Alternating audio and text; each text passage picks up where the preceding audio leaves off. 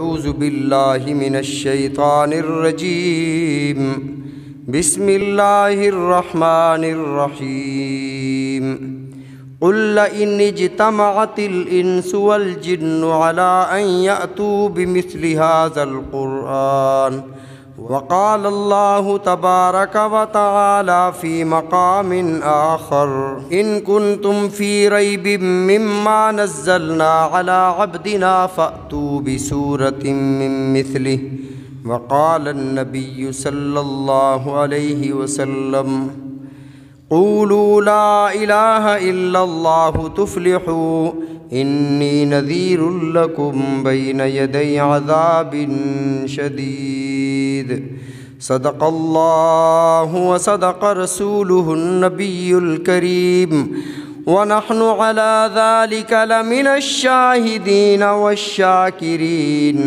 والحمد لله رب العالمين۔ نہایت عقیدت اور محبت سے درود پاک پڑھ لیں۔ اللہم صلی علی محمد وعلی آل محمد کما صلیت علی ابراہیم وعلی آل ابراہیم انک حمید مجید۔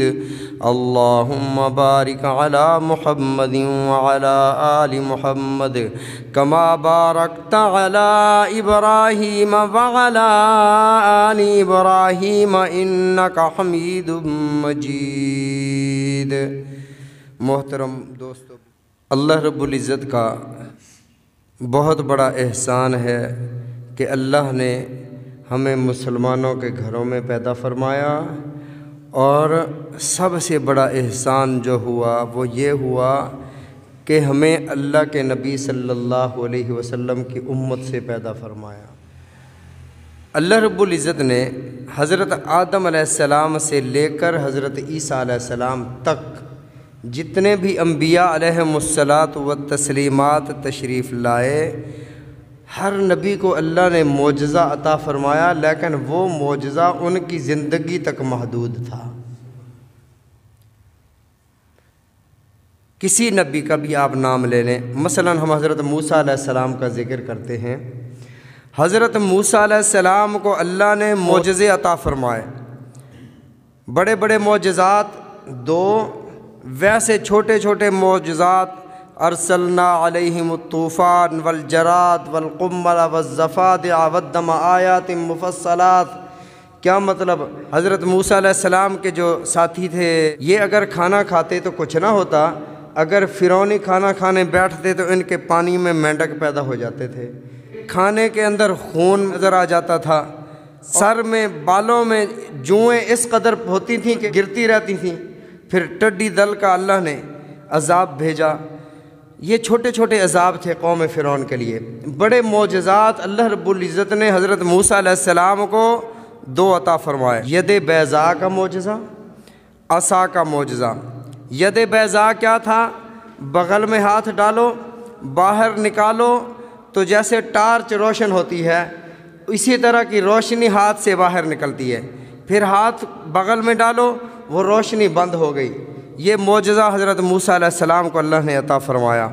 معجزے کا مطلب یہ ہے کہ ساری کائنات جس کے کرنے سے عاجز آ جائے، صرف نبی وہ کر سکے، یہ معجزہ ہوتا ہے۔ اور دوسرا معجزہ اللہ رب العزت نے قرآن پاک میں جگہ جگہ اس کا ذکر فرمایا، عصا کا معجزہ۔ ما تلک بیمینک یا موسیٰ، اے موسیٰ تیرے ہاتھ میں کیا ہے؟ اب اللہ تو جانتے ہیں نا کہ موسیٰ کے ہاتھ میں عصا ہے، اللہ کو تو پتہ ہے نا موسیٰ علیہ السلام کے ہاتھ میں کیا ہے، لیکن اللہ پوچھتے ہیں موسیٰ تیرے ہاتھ میں کیا ہے؟ موسیٰ علیہ السلام بھی جانتے ہیں کہ اللہ کو اس بات کا پتہ ہے کہ میرے ہاتھ میں عصا ہے، لیکن موسیٰ عرض کرتے ہیں اللہ ہی عصایا، جواب پورا ہو گیا ہے، ہی عصایا، یہ عصا ہے، جواب پورا ہو گیا ہے۔ اگلا سوال اللہ نے کیا ہی نہیں ہے کہ اس سے کرتے کیا ہو۔ اب حضرت موسیٰ علیہ السلام آگے بات کو چلاتے ہیں، ہی عصایا اتوکا علیہا واحش بہا علی غنمی، اللہ اس عصا کے ساتھ میں یوں کر کے ٹیک بھی لگا لیتا ہوں، واحش بہا علی غنمی، اور میں اپنی بکریوں کے لیے اس عصا کے ذریعے سے درختوں سے پتے بھی جھاڑ لیتا ہوں، ولی فیہا معارب اخری، اور دوسرے کام بھی اس سے سر انجام دے لیتا ہوں۔ کہیں سے کوئی تکلیف دہ چیز نظر آ گئی اس کو بھی اس سے ہٹا لیتا ہوں، کوئی سانپ نظر آ گیا اس کو بھی مار دیتا ہوں، اور بھی بہت سارے کام لے لیتا ہوں۔ مفسرین کرام رحمہم اللہ نے یہاں پر یہ فرمایا کہ حضرت موسیٰ علیہ السلام چونکہ اللہ سے محبت کیا کرتے تھے، اور ہر محب اپنے محبوب سے بات کرنے کو تڑپتا ہے، اس کا دل کرتا ہے کہ میں بات کروں۔ اللہ نے فرمایا موسیٰ تیرے ہاتھ میں کیا ہے؟ موسیٰ علیہ السلام نے اس بات کو آگے بڑھایا، پھر دل میں خیال آیا میں کس ذات سے باتیں کر رہا ہوں، کس سے کلام کر رہا ہوں؟ تو موسیٰ علیہ السلام نے اپنی بات کو مختصر کر کے فرمایا وَلِيَ فِيهَا مَعَارِبُ أُخْرَىٰ، اس سے دوسرے کام بھی لیتا ہوں۔ اللہ نے فرمایا القِ عصاک، موسیٰ اپنے عصا کو ڈال دو، نیچے پھینک دو۔ حضرت موسیٰ علیہ السلام نے جب عصا کو نیچے ڈالا تو بہت بڑا اژدہا بن گیا۔ حضرت موسیٰ علیہ السلام کو اللہ نے فرمایا اب موسیٰ اس کو پکڑ لو۔ حضرت موسیٰ علیہ السلام ہاتھ کو کپڑا لپیٹ کر پکڑنے لگے۔ اللہ نے فرمایا لا تخف، موسیٰ ڈرنا نہیں ہے، بنایا کس نے ہے، حکم کس نے دیا ہے، ڈر کیوں رہے ہو؟ لا تخف، آپ ڈریں نہیں۔ سنعیدھا سیرتھا الاولیٰ، جب آپ اسے پکڑیں گے ہم اس کو دوبارہ پہلی حالت میں واپس لوٹا دیں گے۔ آپ کے ہاتھ میں سانپ نہیں آئے گا، آپ کے ہاتھ میں عصا ہی آئے گا، لاٹھی ہی آئے گی۔ اب حضرت موسیٰ علیہ السلام کو اللہ نے یہ معجزہ اس لیے عطا فرمایا، جب حضرت موسیٰ علیہ السلام مبعوث ہوئے تو جادوگری کا دور تھا، لوگ جادو کرتے تھے، جادوگری کا دور ہے، جادو ایک دوسرے کو لوگ سکھا رہے ہیں، اور اس جادو کے ذریعے سے ایک دوسرے کے درمیان جدائیاں پھیلائی جا رہی ہیں، میاں بیوی کو جدا کیا جا رہا ہے۔ یہ جادو حضرت موسیٰ علیہ السلام کے مقابلے میں جب جادو تھا تو اللہ نے اپنے وقت کے نبی کو، وقت کے پیغمبر کو معجزہ بھی ویسا عطا فرمایا، جادو تھا نہیں۔ انہیں لگے کہ یہ موسیٰ تو ہمارا بھی استاد ہے۔ اب حضرت موسیٰ علیہ السلام نے جیسے ہی عصا پھینکا، اس عصا نے ان کی ساری جادو شدہ جو ان کی رسیاں تھیں ان کو یہ اژدہا کھا گیا۔ اب کوئی سجدے میں گر پڑے، کوئی مسلمان ہو گئے۔ یہ اللہ رب العزت نے اس وقت کے حساب سے، اس دور کے جو تقاضے تھے اس کے مطابق اللہ نے حضرت موسیٰ علیہ السلام کو معجزات عطا فرمائے۔ حضرت عیسیٰ علیہ السلام کا دور آیا، طب کا دور تھا، لوگ ایسے ہاتھ لگاتے تھے، حکیم حضرات بتا دیتے تھے کہ آپ کے جسم کے فلاں حصے میں یہ مرض ہے، یعنی طب کا دور ہے۔ اللہ رب العزت نے حضرت عیسیٰ علیہ السلام کو معجزہ وہ عطا فرمایا جو اس دور کے تقاضے کے مطابق تھا۔ حضرت عیسیٰ علیہ السلام کے پاس ایک نابینا آتا ہے، ہاتھ پھیرتے ہیں بینائی آ جاتی ہے، کوڑی آتا ہے ہاتھ پھیرتے ہیں تندرست ہو جاتا ہے، لولا لنگڑا آتا ہے آپ ہاتھ پھیر دیتے ہیں ٹھیک ہو جاتا ہے۔ بس یہاں تک نہیں ہے، حضرت عیسیٰ علیہ السلام فرماتے ہیں قم باذن اللہ، اللہ کے حکم سے کھڑا ہو جا، اور قبر سے مردہ زندہ ہو جاتا ہے۔ اور وہ ہمیشہ ہمیشہ کے لیے زندہ نہیں ہوتا تھا، وہ ہمیشہ ہمیشہ کے لیے یہ نہیں ہے کہ اس کو دوبارہ زندگی مل گئی ہے، بس زندہ ہوا، معجزہ لوگوں نے دیکھا، اس سے دو چار باتیں کیں، وہ دوبارہ فوت ہو گیا، وہ دوبارہ قبر میں چلا گیا۔ عیسیٰ علیہ السلام کو اللہ نے وقت کے حالات اور تقاضے کے مطابق معجزے عطا فرمائے۔ پھر چلتے چلتے میرے آقا علیہ السلام کا زمانہ آیا، رسول اللہ صلی اللہ علیہ وسلم مبعوث ہوئے۔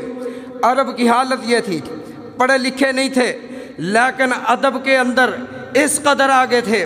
عکاظ کا سال کے بعد میلہ لگتا تھا، اسی عکاظ کے میلے میں باہر سے بھی شعراء اور ادیب آتے، عرب کے ادیب بھی اکٹھے ہوتے، ہزاروں ہزاروں اشعار ایک ایک شاعر کو یاد ہوتے، شعر و شاعری کے مقابلے ہوتے، ادب کے مقابلے ہوتے۔ مجھے اور آپ کو عرب کے علاوہ جو ساری دنیا بستی ہے، یہ عرب انہیں عجم کہتے تھے۔ عجم کا معنی ہے گونگا، وہ کہتے تھے کہ یہ تو گونگے لوگ ہیں، انہیں تو کچھ آتا نہیں ہے، انہیں شعر نہیں آتا، انہیں نثر نہیں آتی، انہیں نظم نہیں آتی، انہیں کچھ ادب کا پتہ ہی نہیں ہے۔ ہم عرب ہیں، ہمیں اللہ نے یہ قوت گویائی عطا فرمائی ہے، فصاحت و بلاغت کا شاہکار دیا ہے۔ اب یہ شعر و شاعری کے مقابلے ہوئے تو اللہ رب العزت نے اس وقت اور حالات کے مطابق نبی رحمت صلی اللہ علیہ وسلم کو معجزہ بھی ایسا عطا فرمایا جس معجزے کا وہ لوگ مقابلہ نہ کر سکے۔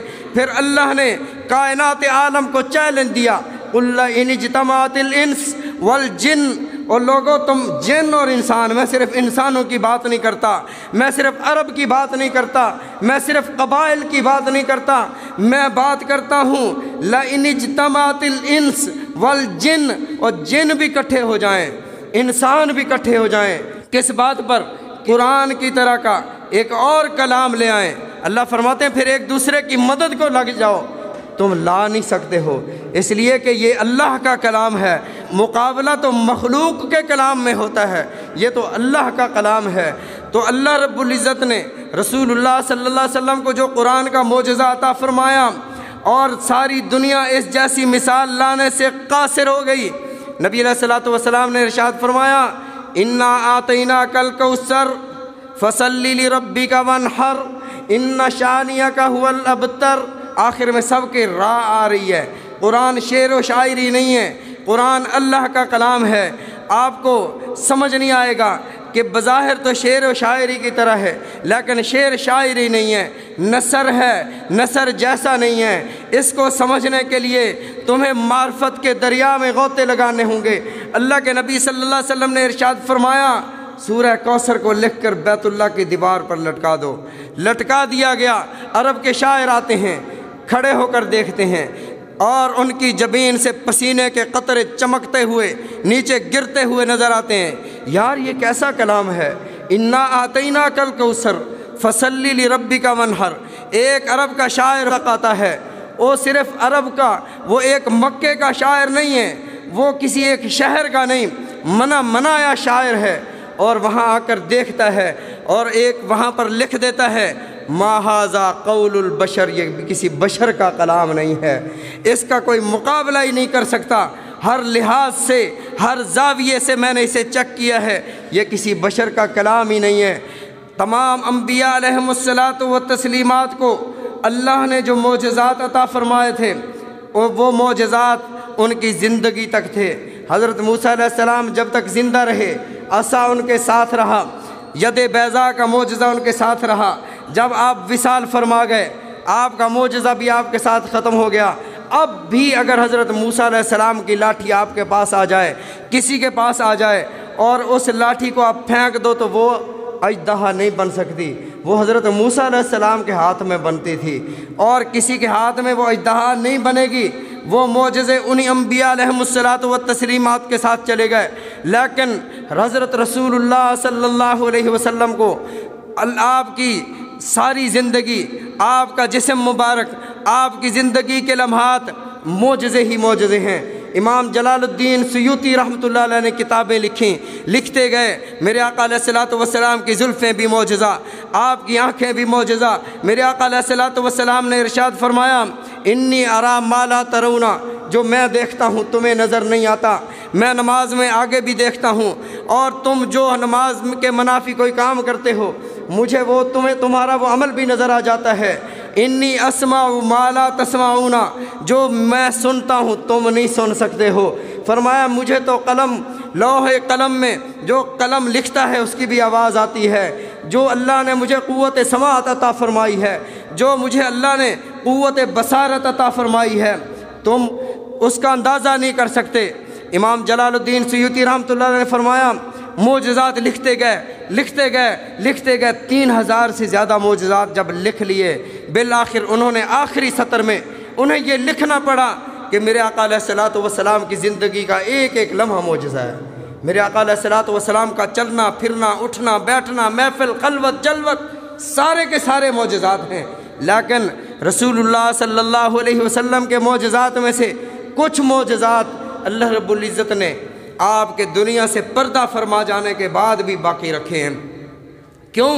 اس لیے کہ رسول اللہ صلی اللہ علیہ وسلم کی نبوت، آپ کی رسالت قیامت تک کے لیے تھی، تمام انسانوں اور جنوں کے لیے تھی، تمام مخلوق کے لیے تھی۔ تو اللہ رب العزت نے نبی علیہ الصلوۃ والسلام کے کچھ معجزات دنیا میں باقی رکھے۔ ان میں سے ایک معجزہ، حاجی حضرات جاتے ہیں آپ میں سے بہت سارے ایسے ہوں گے جنہیں اللہ نے یہ سعادت نصیب فرمائی ہوگی۔ کنکریاں مارتے ہیں، 70 لاکھ اگر حاجی 3 دن کنکریاں مارے، 3 جمرات کو کنکریاں مارے تو کنکریوں کا ایک پہاڑ بن جانا چاہیے، لیکن وہ کنکریاں ویسے ہی تھوڑی سی پڑی ہوتی ہیں، کنکریاں نظر نہیں آتی، پہاڑ نہیں بنتا، اور حکومت وہاں سے اٹھوانے کا انتظام نہیں کرتی۔ یہ بھی نہیں ہے کہ ملازم لوگ وہاں سے کنکریاں اٹھا رہے ہوں۔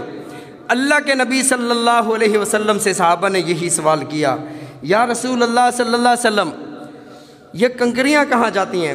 اور یہاں پر ایک اور بات کر دوں، رسول اللہ صلی اللہ علیہ وسلم نے ارشاد فرمایا کہ بیت اللہ رحم مادر کی طرح ہے، یہ حرم رحم مادر کی طرح ہے۔ بچہ اگر رحم میں ماں کے پیٹ میں اس کی جسامت چھوٹی ہے تب بھی اس بچے کے لیے وہ پورا ہے، بچہ بڑا ہوا رحم پھر بھی اس کے لیے پورا ہے، پھر بڑا ہوا پھر بھی وہ رحم اس کے لیے پورا ہے۔ فرمایا میری امت ساری حرم پاک میں جمع بھی ہو جائے تب بھی اللہ حرم کو اتنا وسیع فرما دیں گے کہ ساری امت کو کفایت کر جائے گا۔ یہ بھی نبی علیہ الصلوۃ والسلام کا معجزہ۔